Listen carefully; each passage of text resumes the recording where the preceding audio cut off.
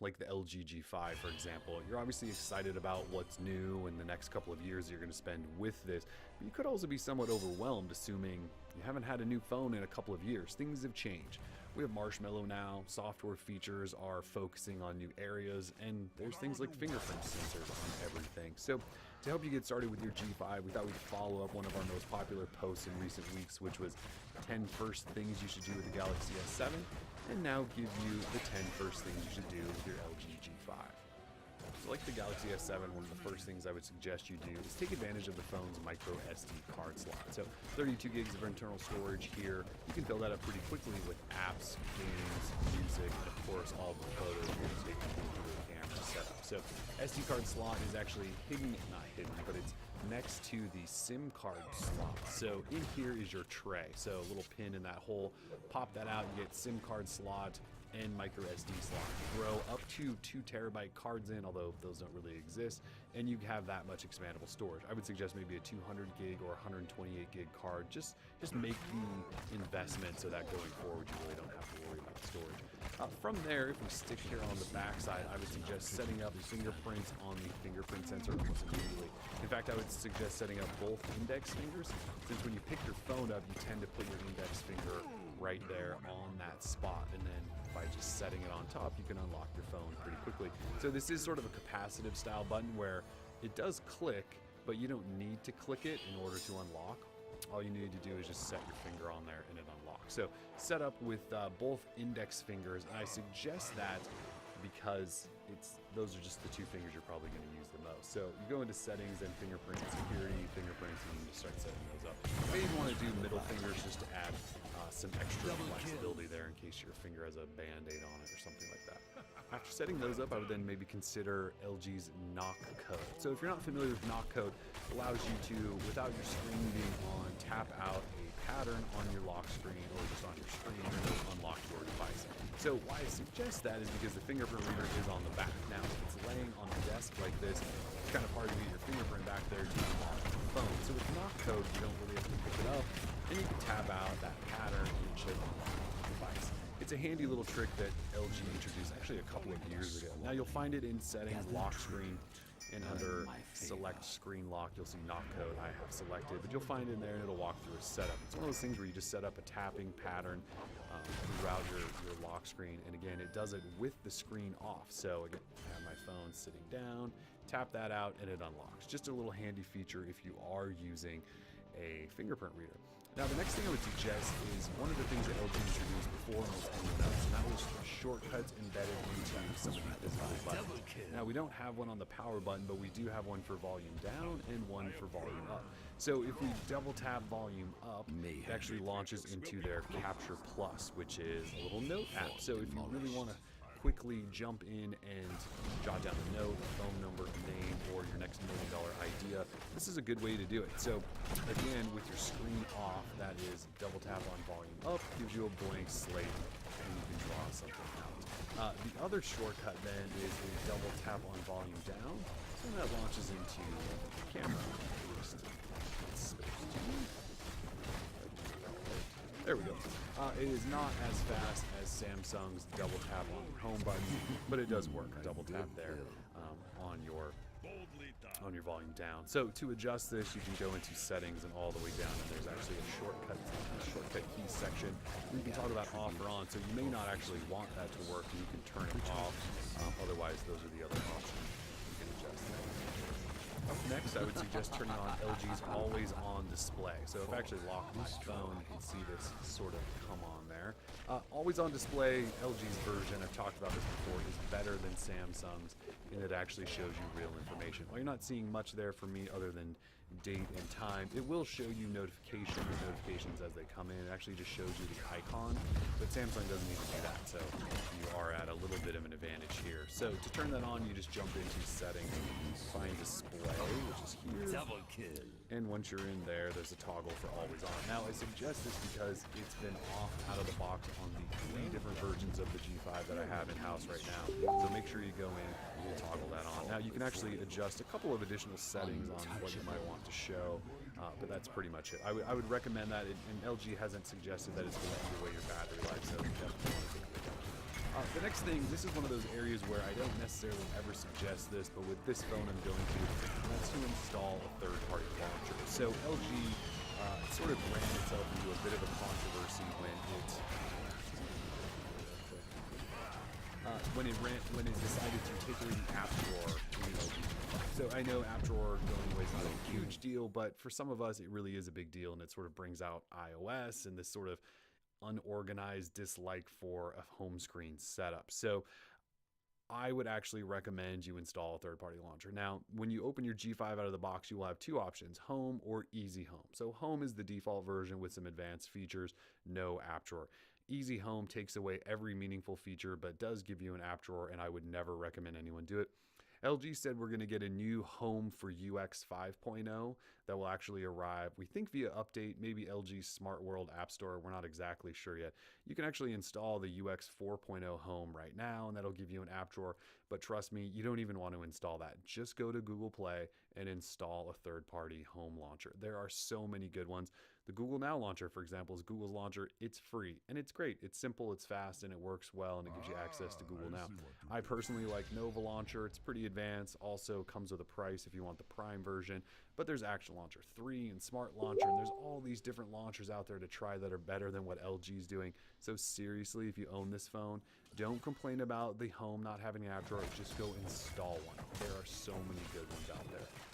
Once you found a new launcher, I would then suggest maybe going into settings and finding apps and start disabling the bloatware that's going to come preloaded on your phone. So depending on the carrier you get, the number of bloatware will change. This is an AT&T model.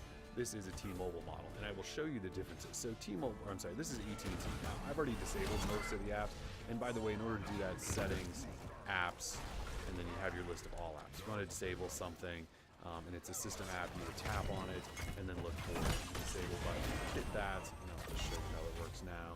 It disables it, and then it's no longer really available for access on your phone. You can enable it again, but for now, it's disabled. Now, again, this is the AT&T version.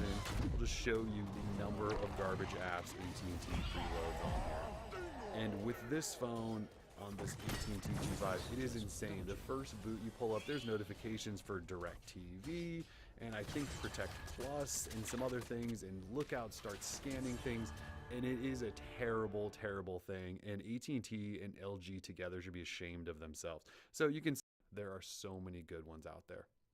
Once you found a new launcher, I would then suggest maybe going into settings and finding apps and start disabling the bloatware that's going to come preloaded on your phone. So depending on the carrier you get, the number of bloatware will change. This is an AT&T model. This is a T-Mobile model, and I will show you the differences. So this is AT&T. Now, I've already disabled most of the apps, and by the way, in order to do that, settings, apps, and then you have your list of all apps. If you want to disable something, and it's a system app, you would tap on it and then look for the disable button. Hit that, and I'll just show you how it works now. It disables it, and then it's no longer really available for access on your phone. You can enable it again, but for now, it's disabled. Now, again, this is the AT&T version. I'll just show you the number of garbage apps AT&T preloads on here. And with this phone, on this AT&T G5, it is insane. The first boot you pull up, there's notifications for DirecTV, and I think Protect Plus, and some other things, and Lookout starts scanning things, and it is a terrible, terrible thing, and AT&T and LG together should be ashamed of themselves. So you can see I've disabled all of this crap, because there's a lot of crap on here. Now, T-Mobile, on the other hand, if we jump in, same area here, we go into apps, and I've disabled quite a bit of stuff. I typically leave the My T-Mobile app or My AT&T app because those do come in handy. But you can see there's just not a lot of bloatware on here that I've needed to disable. So that's where you'll find that. I highly suggest you do that just to get that garbage out of your way. So the next thing I would suggest then would be adjusting your quick toggles and this sort of notification shade area. So you can do this on either phone, and I'll show you one difference already. So with the T-Mobile version, to edit this, there's a little pencil icon. On the AT&T version, there is actually this sort of three-dotted double arrow icon. So we'll tap on that. And you can see it gets you into a very similar screen here. So we'll just switch back to this AT&T model. But why I suggest you go in here for a couple of reasons. there's obviously a lot going on in here, and I just recommend making it sort of fit you and sort of your style. So you can see I have my 5 most used, let me swipe that over, my 5 most used quick toggles here, along with a brightness slider that's also set to auto. You can change this, so you can drag and drop these things around and really adjust the sort of layout of everything. Maybe you want your volume slider as well. So if I hit done, you can see I now have a volume slider here that I can adjust. My organization up here has changed. You can still swipe over here. Either way, the point is just sort of make this yours, because you can really sort of access things quickly and get a lot of things done by just swiping down your notification. Next up, I would suggest jumping into the smart settings. So if we scroll down a little bit here, if I can find it, so there is an option in your settings called smart settings, and if we tap on that, you should have 4 options. Now it's a little bit like Motorola's Moto Actions, if you're familiar with those. Essentially what it's trying to do is automate your phone during certain situations, locations, or even when an app opens.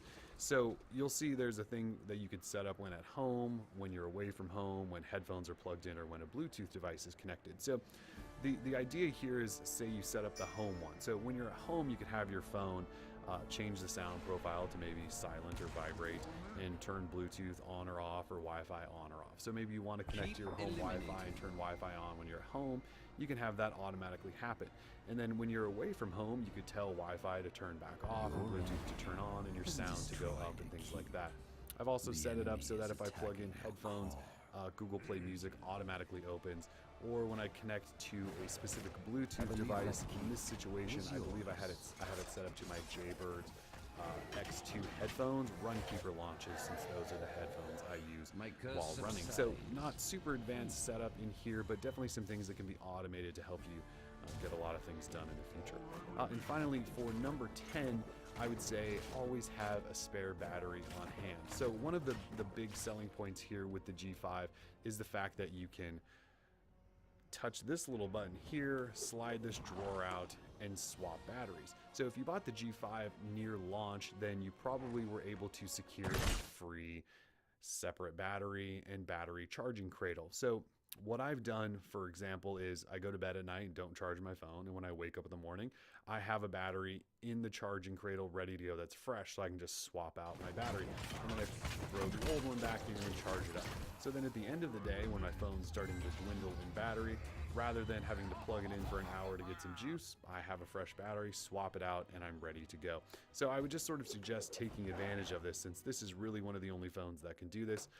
If you're not familiar, to get these batteries off, it sounds like you're going to break it, but you sort of push it this way, and then it kind of pops off. So you push it this way is sort of the motion, and then to slide it back on, you just sort of reverse that, pop it on like that, push the phone this way, let it click, and power it. So again, extra battery. Look, if you're going to buy a G5, that's one of the selling points you may as well take advantage of, especially right now while they're just handing out these things. So anyways, that's been the 10 first things you should do with your LG G5. If you guys come up with some other things you think people should do, make sure you leave that in the comments. For now, though, we are Droid Life. Peace.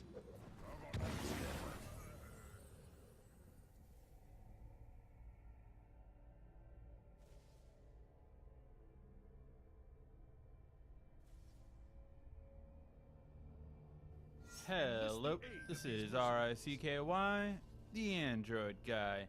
Hey guys, today we're bringing you another 10 hidden features video, and this is for the LG G5. So, as always, we're going to split these videos up into individual videos, so if you just want to see them separately, go ahead and feel free, but this one will be all 10 all in a row. Let's get started. I'm tired of your petty squabbling. So for our first hidden Gather feature, tribute. it's definitely an Earn oldie my but a favor. goodie in our hidden features, and that is baby-proofing your phone, which is, in this phone, touch control area.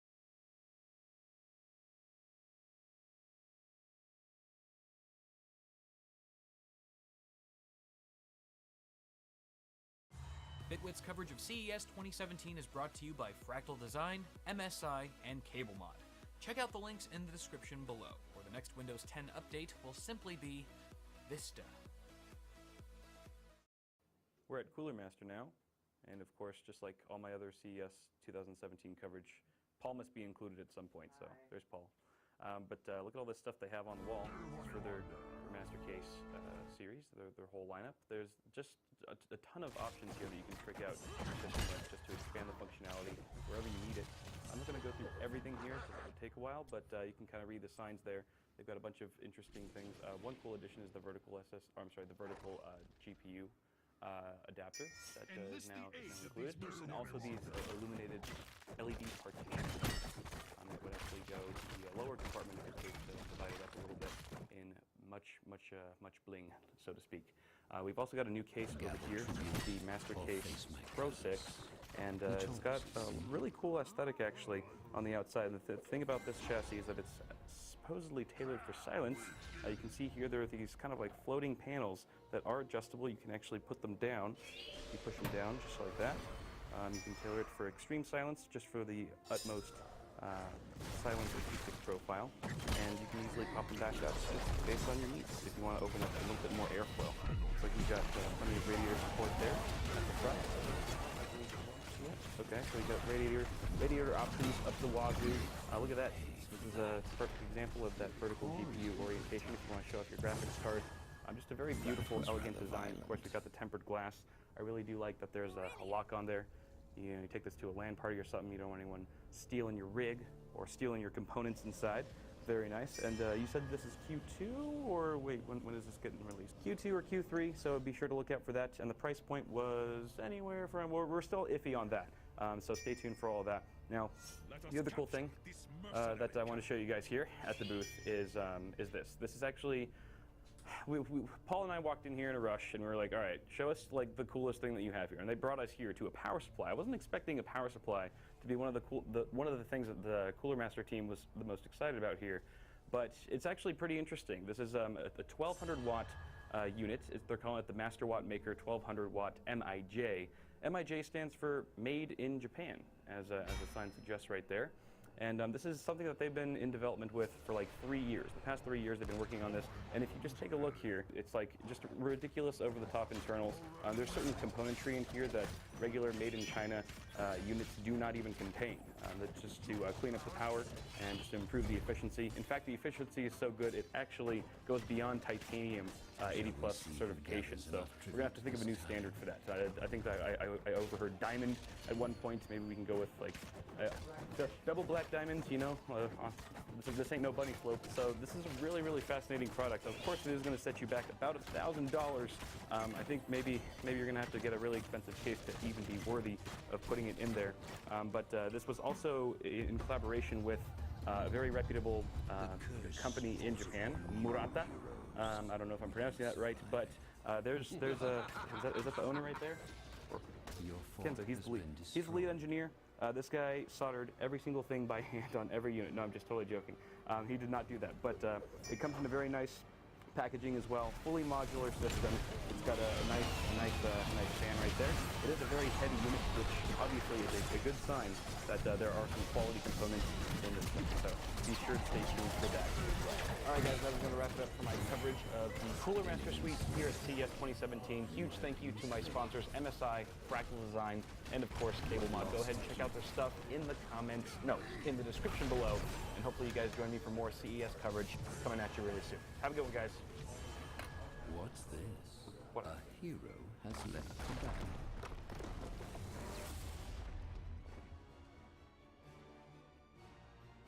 Defeat.